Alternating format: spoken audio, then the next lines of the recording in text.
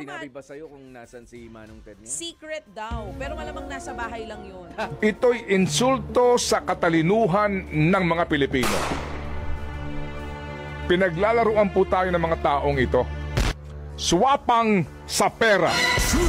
Are lawmakers out of their minds? Bakit? Ang mga salita ni JC, ganid, pinakagahaman, mga salitaan ako po'y kinikilabutan. Mga kapatid, hindi po biro ito. Ito'y insulto sa katalinuhan ng mga Pilipino. Pinaglalaruan po tayo ng mga taong ito. Swapang sa pera. Anong masasabi mo nga dito sa budget natin sa susunod na taon? Kaya minabuti ko na tingnan yung report ng Bicameral Conference Committee at tingnan kung ano yung mga pagbabago na ginawa nila in a graph. At dito sa post ko nga ay klarong-klaro kung sino yung mga winners at yung mga losers doon sa nangyaring Bicameral Conference Committee meeting.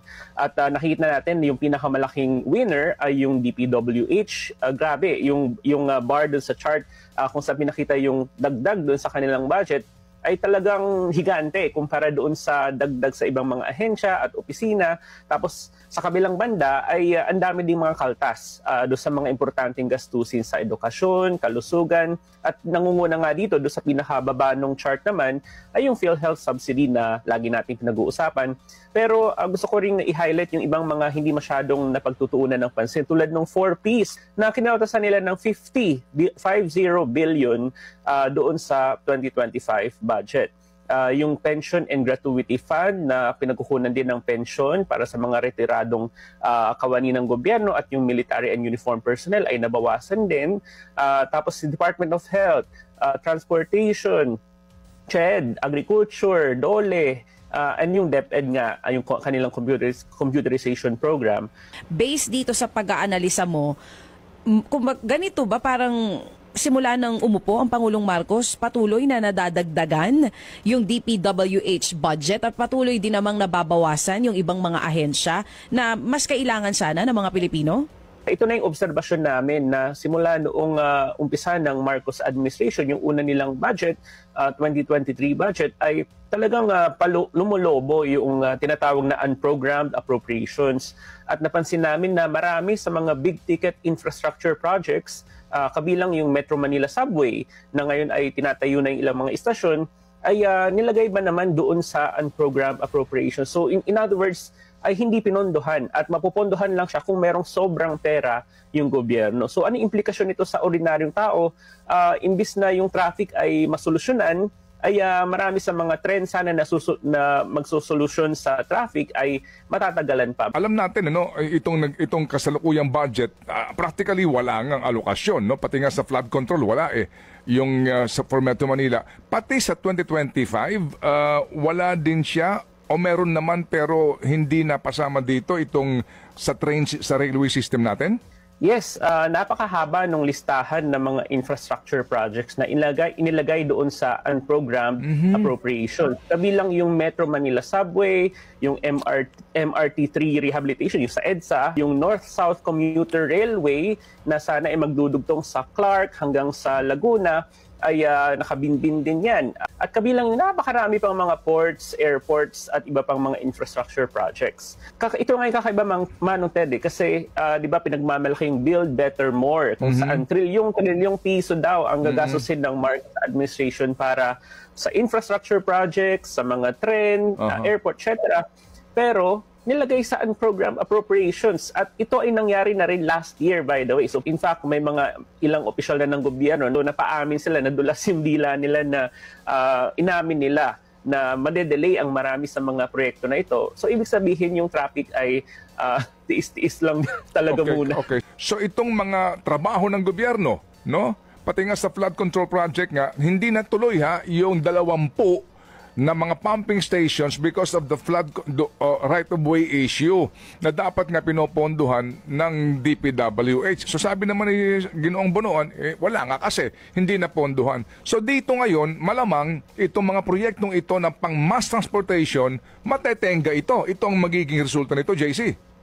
Tumpak yun, Manong Ted. Pero itong paglalagay sa unprogram appropriations, hindi siya nakakatulong, nakakasama siya at lalo pa siyang magpapatagal sa mga proyekto. Kinakatwiran ng mga dumidepensa sa budget na ito na hindi totoo na mas malaki ang DPWH kumpara sa DepEd kasi meron pang ilang agencies na kapag kinuwenta mo ay para din sa edukasyon. May nag-compute daw na kapag ipagsama yung DepEd, CHED, SUCs, TESDA at iba pang mga ahensya na hindi naman talaga edukasyon o hindi sakop sa sektor ng edukasyon.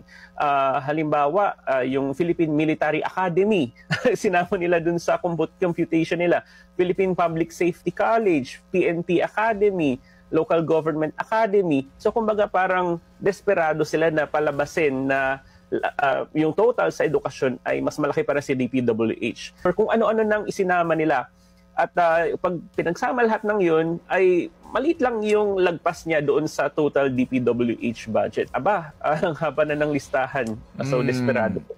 Desperado nga to justify, no, na mas mataas pa rin ang education budget. Ito ay attempt ng mga politiko na talagang isingit yung kanilang mga pork projects doon sa ahensya na DPWH.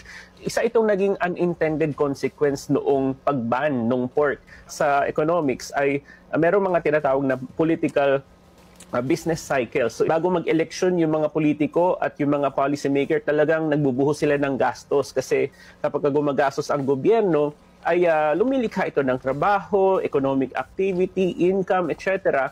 At bumabango yung pangalan nila sa mga botante. So in fact, ito ay talagang nangyari hindi lang sa Pilipinas kundi sa maraming ibang bansa.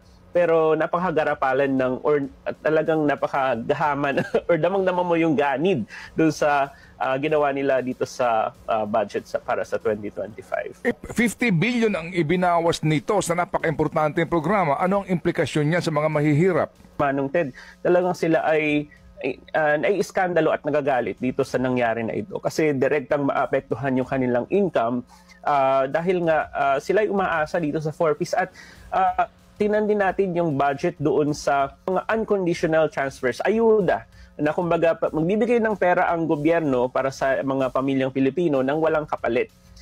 Pero actually yung 4Ps, Manong Ted, di ba ito ay tinatawag na conditional cash transfers. Ibig sabihin, bibigyan ng pera pero dapat ay yung anak mo i-enroll mo sa eskwelahan, yung anak mo ay dadali mo sa health center. Kumbaga, merong investment na nangyayari para sa kinabukasan ng kabataan. At ito sa economics ang mas magandang klase ng ayuda o pagbibigay ng benepisyo dahil talagang ito ay nakakonekta doon sa pag-aangat sa maraming Pilipino mula sa kahirapan. Pero kung unconditional cash transfers lang, bigay lang talaga, ay ano yun? Politika lang talaga yun. Meron kang artikulo no, sa Rappler. Ang title nito ay Zero Subsidies for PhilHealth in 2025. Are lawmakers out of their minds? Bakit?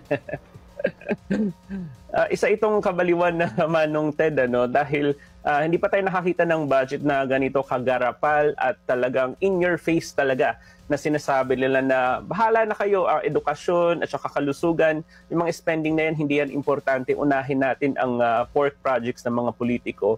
Hindi yan kasing blatant o obvious kailanman kumpara dito sa 2025 budget. Talagang ito yung rurok nung talagang ganid talaga ang nangingibabaw dito sa 2025 budget. So dapat nating bantayan, aralin at patuloy tayong mag-ingay tungkol sa issue na ito. Ang mga salita ni JC, ganid, pinakagahaman, mga salitan ako po'y kinikilabutan. Mga kapatid, hindi po biro ito. Ito'y insulto sa katalinuhan ng mga Pilipino. Pinaglalaruan po tayo ng mga taong ito. Swapang sa pera.